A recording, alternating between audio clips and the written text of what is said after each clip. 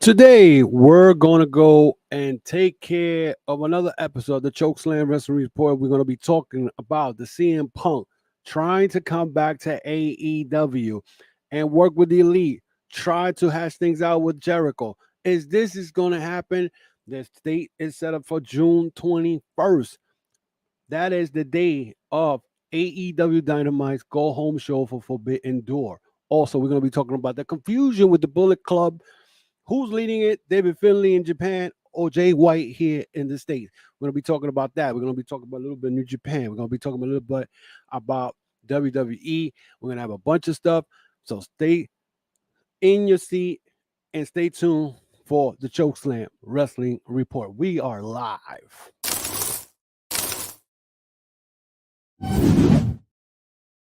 We came out here to tell you to your face, you can't get ready for us. No, sir. Oh my God! They killed Kitty! You bastard!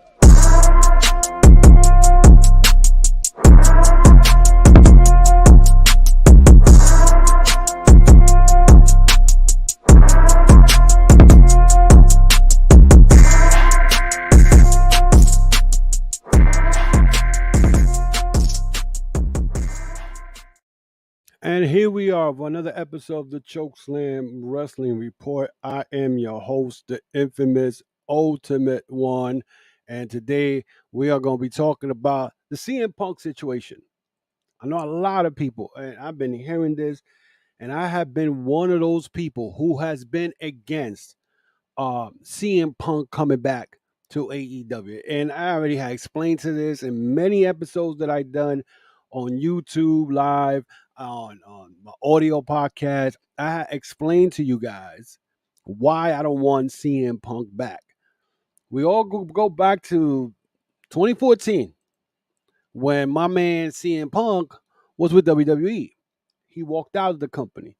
He felt that he should have been main eventing WrestleMania. Now, mind you, I agree with him with that because the guy had a reign of 149 days, title reign, or something to that effect, probably the third longest, and probably more than that. But he defended the belt more than what Roman Reigns does now. And I know a lot of Roman Reigns fans are going to bitch and moan like I saw some a-hole on Facebook call me a clown because I said that Roman Reigns has had a 90-plus title reign and has only defended the belt 30 times. Now, mind you, 900, that's almost 2 years and a half. And the man has defended it 30 times. And I told the guy, you could go back to the days of back with Ric Flair, the Hulk Hogan's, the Bruno Sammartinos, Harley Race. These guys will defend the belt more, at least probably half of the month of the calendar year, or probably even more. Go to Japan, defend the belt. But of course, wrestling is not the way it is now. You know what I'm saying? It's nothing like the way it is now, back then. So, yeah, CM Punk deserved to have some type of main event at the WrestleMania. He wasn't. He walked out.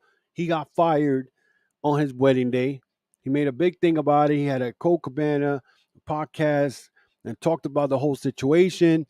At that time, it looked like WWE was the bad guy.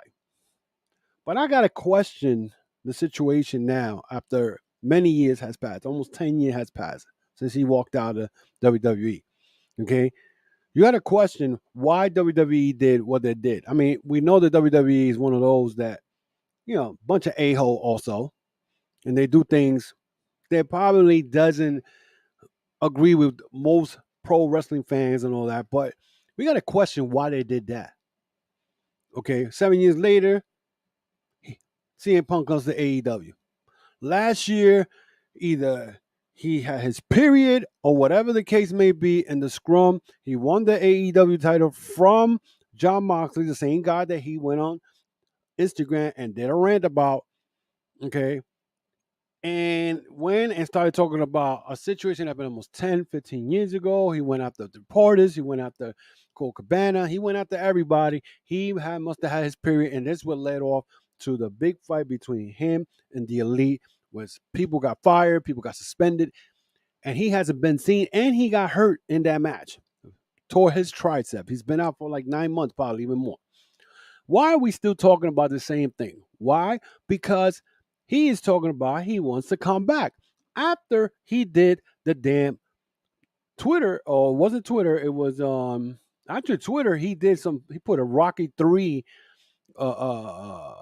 picture of he put his face on Stallone's face as Rocky 3, mocking John Moxley. If you really think about it, he's still an a-hole.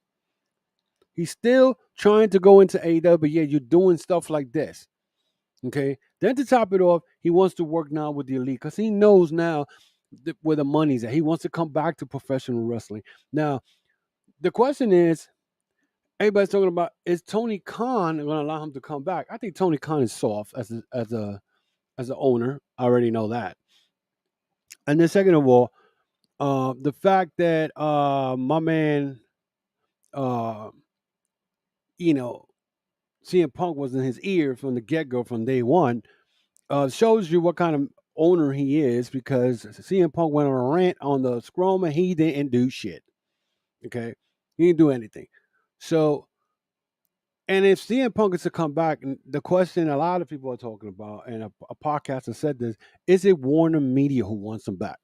And if it's Warner Media, again, these monkeys in a suit who don't know nothing about professional wrestling, only looking at money, and it's okay, money is the main thing here, but you willing to disturb the chemistry in the locker room by bringing a guy who's miserable, a guy who thinks he is a main eventer, a guy who is a walking injury, a guy who everybody loves. Oh, CM Punk. If you really think about it, I could sit here and tell you one match since he's been AEW that I know that he had that was good. The Warlow match between him and Warlow was pretty good, and his dog collar match with MJF. After that, he had a great. He teamed up with Sting and Darby Allin at one point, which I think it was cool. He teamed up with FTR. FTR has been pushing it big time for them for CM Punk to come back, so they could have a match between FTR and CM Punk against the Elite. And I mean, they want it for All In. And by the way, for those who said that All In might be a show, now look at the date. The damn thing says Sunday. Doesn't say Wednesday. Doesn't say Friday. It says Sunday. So it's a pay per view. Okay. Just because it's in London does not mean that they can't start it early in London and broadcast it here in the United States at a time. Yes, they're 8 hours back. So, they could do it, who knows? The starting time could be earlier. Who knows? But anyway, that's besides the point. But CM Punk and FTR against the Elite at All In could happen, you know. But again, it could be Warner Media who wants Mr. Punk back. You know what I'm saying? I still feel he's a cancer. I think that, he was the one in Tony Khan's ear. And I think if he comes back, the chemistry you know, in in AEW will be a kind of, it's like walking on eggshells, because they're making it look like, oh, AEW. I heard this podcast that said that AEW has not been doing well since CM Punk left. Excuse me. I want you to think about that one. AEW has not been the same since CM Punk left. To be in reality, let's be realistic.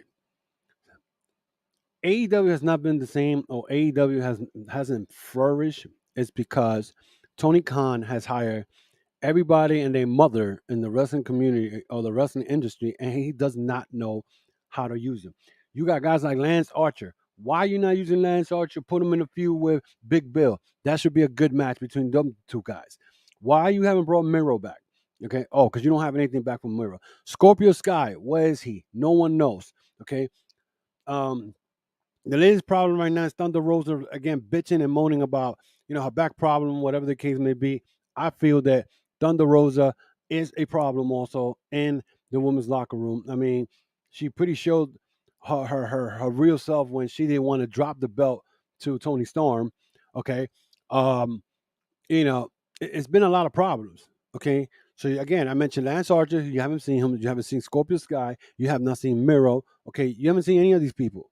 Okay, and it's always you pushing John Moxley. Of course, Moxley's the main guy. He carried AEW and the Blackpool Combat Club now feuding with the Elite. That's the only interesting thing that happened this week, honestly, on AEW.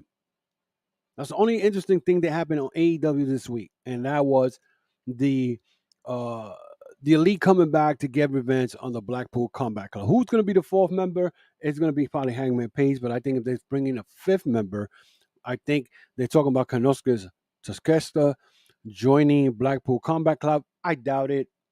I highly doubt it, um, but that nasty cut. Also, I just want to bring this up: the nasty cut that Don Callis had after John Moxley knocked him and busted his head wide open, had a split all here. It was nasty.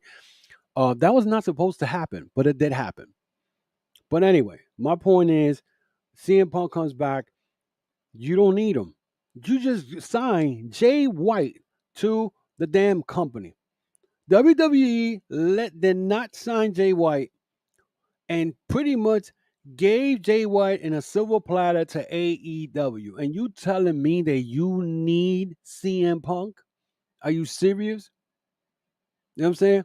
The one thing I know for a fact, and somebody brought it up to me yesterday, and this will make a lot of sense because it'll lead me to my segue on my next topic that I have in hand, and it's Jay White beating Orange Cassidy for the AEW International title. And I'm gonna tell you why when I get to the next segment once I finish with this CM Punk thing. But a lot of fans out here want CM Punk back, okay? Because let's face it, a lot of these wrestling fans out here now have no fucking clue of what's going on in professional wrestling. They just yap their mouth and whatnot, and really don't do their research. Don't look at the logic. They just want to CM Punk and CM Punk is this. CM Punk is old. This is not the same CM Punk when he was in Ring of Honor. He's not the same CM Punk when he was in WWE. This guy is older and grumpier and getting into stupid rants on social media. And now, because he can't do the UFC no more because he sucks. Okay. Now we're talking about he wants to wrestle. Now the question is, are the Elite gonna go along with this? Now, somebody made another point where at the end of the day, is Tony Khan is the boss and Tony Khan wants it, that's what's gonna happen. Okay. But the Elite, right now, Kenny Omega does not have a contract. If Tony Khan brings them back and the Elite is not all happy about it, Tony Khan could lose Kenny Omega and the Young Bucks to the WWE. I mean, that's a lot. I don't think that's ever gonna happen, but never know. Never know. Cody Rhodes left. I mean, Cody Rhodes left, and he thought that he could do better in WWE. Where he's at now, the stupid storyline with Brock Lesnar, and the excuse he gave this week, it was ridiculous. Anyway, but CM Punk back in AEW, I'm not too crazy about that, and I think that's going to be a problem if he does come back in June 21st, where AEW is going to make a show in Chicago. It'll be crazy seeing him back. I don't know how I'm gonna feel. I'm not too happy about it, and I'm telling you right now, I will not. I'm not gonna like it. Real quick, guys. Just real quick, if you guys want to follow me on social media, you guys can find me in Facebook, Instagram, and Twitter. Twitter, I usually be in there giving my views and my opinions on certain things. Also, guys, if you want to check out my podcast store, I got my merchandise. You can follow me. You can follow the podcast store by going to tcwr.veryimpressive.com. Again, that's tcwr.veryimpressive.com. You get the shirts, the hats, and the hoodies. Even though summer's around the corner, but you can get the hoodies for part of the next year. You can you can enjoy you can enjoy the hoodie or whatever the case may be. So, just a little plug for my situation. Also, guys, this will be an audio podcast. Also available at Spotify, iHeartRadio, Apple, Podbean, any audio podcast that you guys like to listen to your favorite show. So check that out. So Let's go to another situation that a lot of people's been talking about. Now, I spoke about Jay White and him winning the AEW International title. Now, before I go on with that, the reason I'm saying this is because you know that Battle of the Valley, David Finley attacked Jay White, which left him pretty much, you know, he knocked him out. Nobody knew. Everybody thought he was going to go to WWE. And then all of a sudden, like, weeks passed by, and the New Japan Cup happened. David Finley is introduced as the leader of Bullet Club.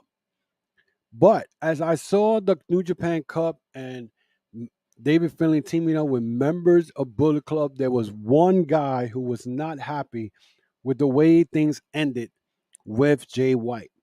Now, mind you, Juice Robinson is signed in AEW. He's still rocking the Bullet Club logo. Now, my thing was, okay, so if he's rocking the Bullet Club logo, then that means that David Finlay's the leader. He's over here doing something over here in AEW. He's still gonna go to Japan because again, New Japan and AEW works together. But then all of a sudden, like I said, WWE pretty much gave Jay White to AEW in a silver platter, and Ricky Starks was doing a promo when the Bullet Club uh, logo popped on the screen. Juice Robinson attacked Ricky Stark. The following 2 weeks later, Jay White appeared in AEW, pretty much letting us know that he signed with AEW. But he didn't throw this. He didn't throw this. Okay, to Juice Robinson. He threw this. And they banged their hands together like this.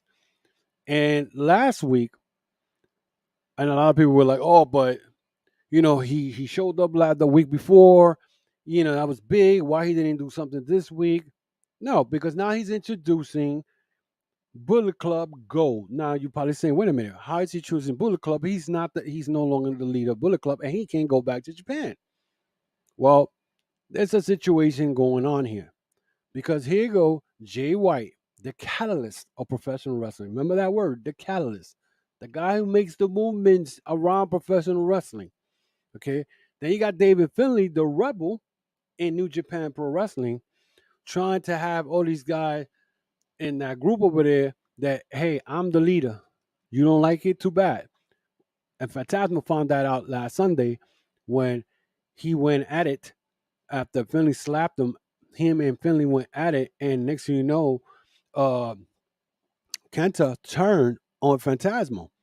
Then after that, you saw uh, Taja Ishimori go in the ring because he used to team up with Phantasmo, and they used to be former IWGP Junior champions. He goes in and looks like he's gonna stop the guy. What are you doing? Whatever. He turns on Phantasmo, and then now tomorrow is Philadelphia Capital Collision, and David Finley just said he has a new member coming in to Bullet Club. We don't know who that is. I have no idea, but it's going to be interesting to find out on Sunday or tomorrow. My thing is, are we ready to see a civil war? Same thing that happened years ago when you had Cody, the Young Bucks, Kenny Omega, Hangman Page, Marty Scurll as the group of Bullet Club here in the United States, and the Tongas, Bala Fale, actually the Gorillas of Destiny and Bala Fale went and beat the bricks out of the whole elite at San Francisco Cow Palace in I believe it was 2018, 2017, around that time. And that started the whole civil war, which ended up with the elite getting kicked out of Bullet Club. So could that happen? I believe that Jay White is setting up everything. And the reason I say that Jay White should be Orange Cassidy for the International Championship. Because remember, AEW created this title. It was for the All Atlantic title. Now it's called the International title, which means that if Jay White wins the title, he could go to Japan. Now you're probably saying to yourself, wait a minute, he can't go to Japan. He's not allowed to wrestle in Japan. He's no longer under contract in Japan.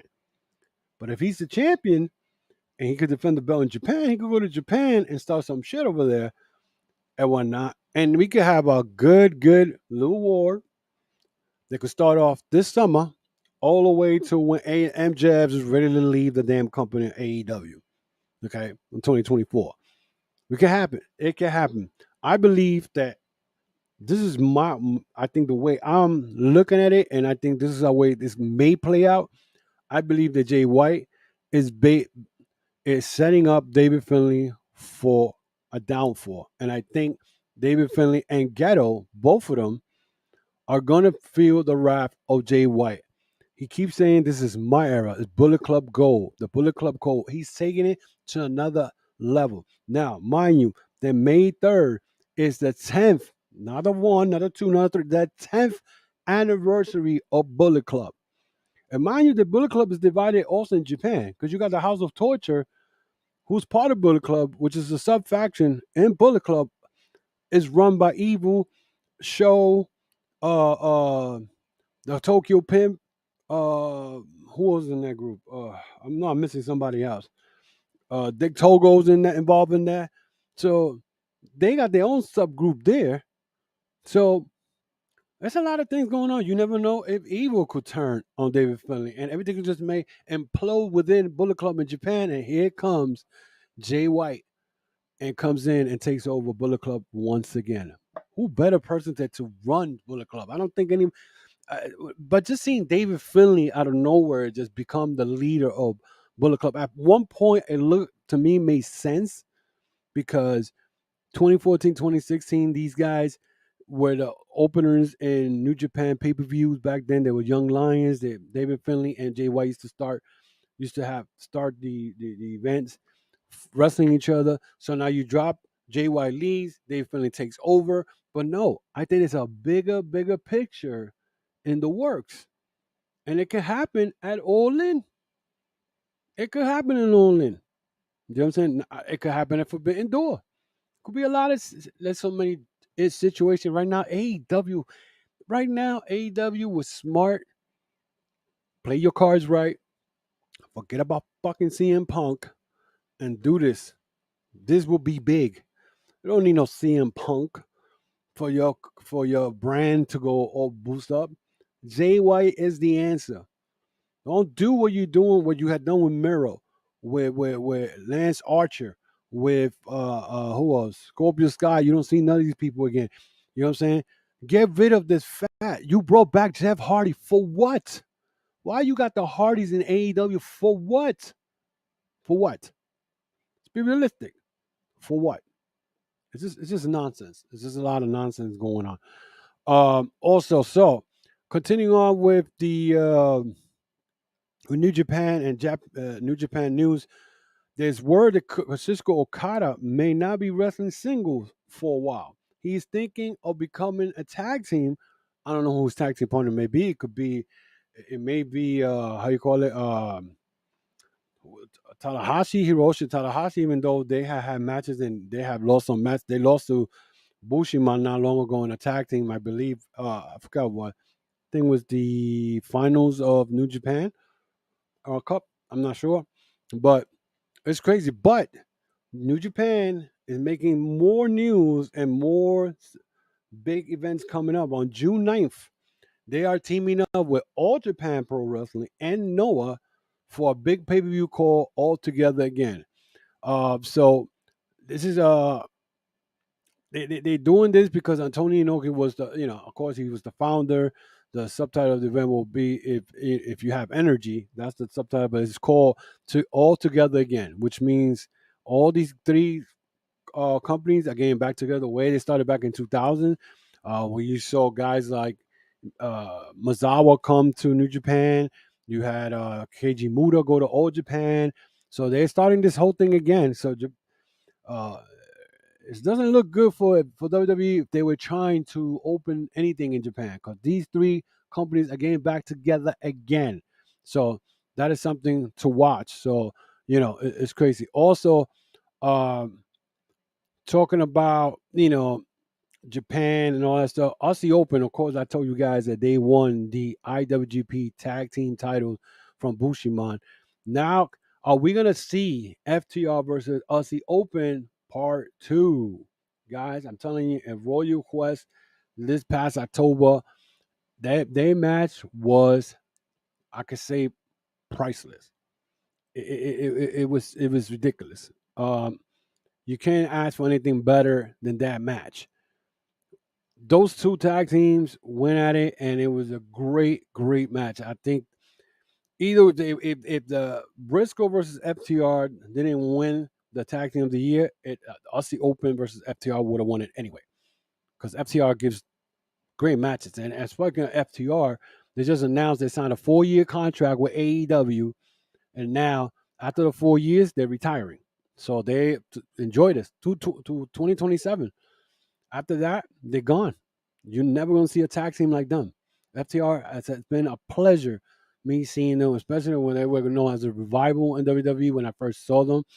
Uh, when they wrestled Alpha Males, I forgot what the tag team it was. I know it was Chad Gable and Jordan. And when I saw them in NXT, I fell in love with that team because they remind me of Tully Blanchard and R. Anderson. And boy, they have not disappointed me at all. They haven't. They've been a great tag team. You can't ask for nothing better than that. So it is what it is. But that's something to look forward to for the next couple of years. I mean, they're gonna be 4 years. That's it. After that, they're done. They're gone. They're gone. So um,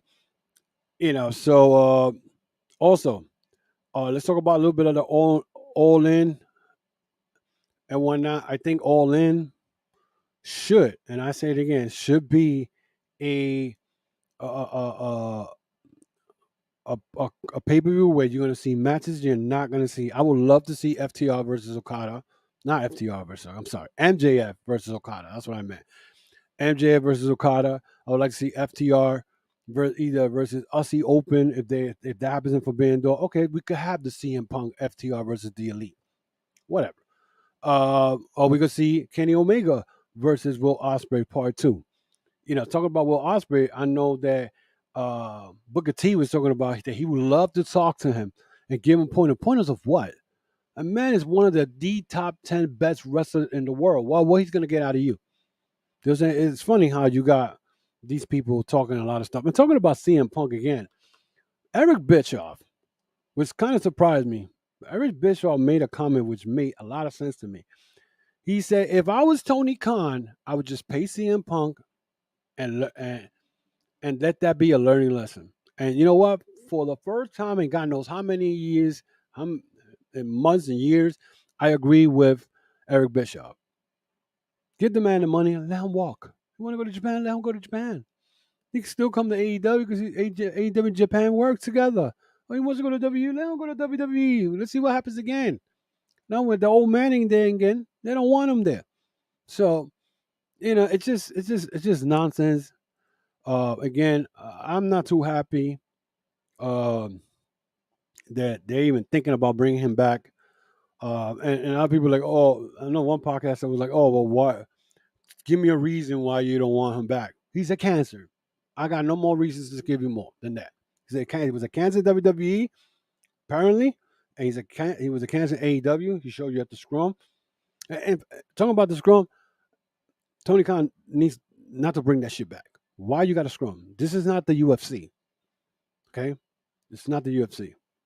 But anyway, but again, that's the stuff that happened. But anyway, I want to thank real quick all the people who have subscribed to my YouTube channel. Again, guys, hit that subscribe button, hit that notification bell, hit that thumbs up. It helps my channel greatly.